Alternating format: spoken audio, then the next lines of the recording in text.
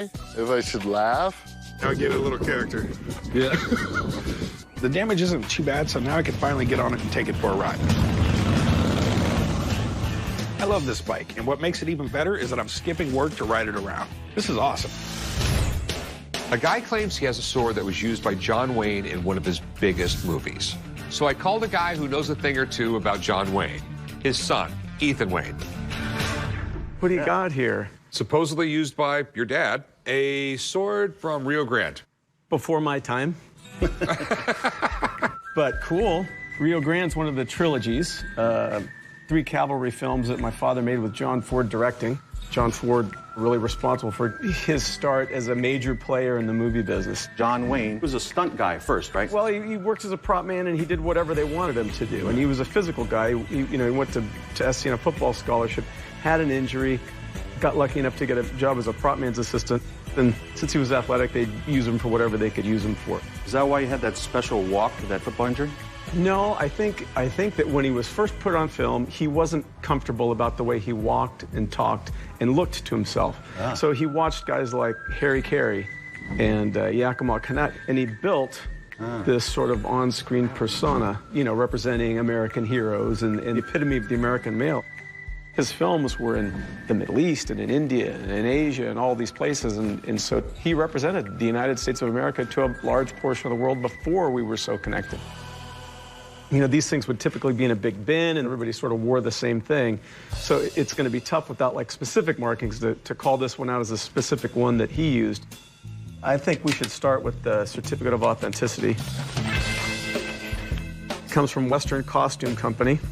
I know that a lot of times they would engrave WCC up by the hilt, so I don't see any inscriptions. Do you know if there's one on there? Well, there's this number right here, and which matches the tag that was sent along with it.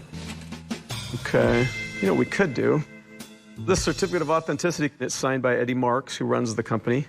I know Eddie, and he's just a phone call away, so I think to really get to the bottom of it, we call him up and we send him the COA because his signature's on it. Okay, give him a call. Hello? Eddie. Yes. It's Ethan. Hey, Ethan, how are you? So I'm sitting here with this sword and scabbard, supposedly from Rio Grande, and I've sent you the COA. Ethan, after looking through this certificate of authenticity, that stamp of seller Western Costume and my signature, it's definitely my signature. But that stamp at the bottom was never put on any certificate of authenticity that I actually signed. That looks like it came off of the bottom of a contract. This was cut and paste by somebody else. This document is a piece that obviously someone went through great lengths to put together. Western Costume doesn't have a specific certificate of authenticity, especially this one. Do you know who the seller was?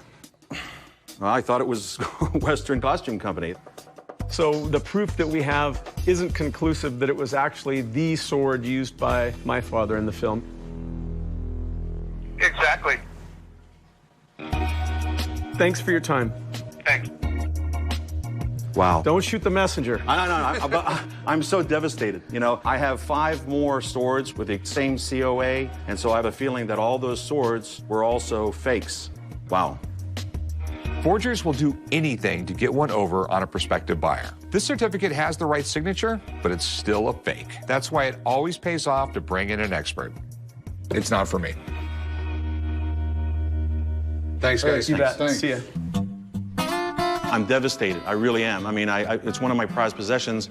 Now to find out it was a fake, I'm glad I found out, but at the same time, I'm really sad. Damn it, Pooch.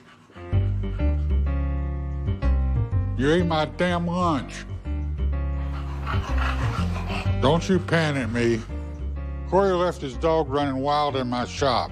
I love animals and everything, but the damn dog ate my lunch. There's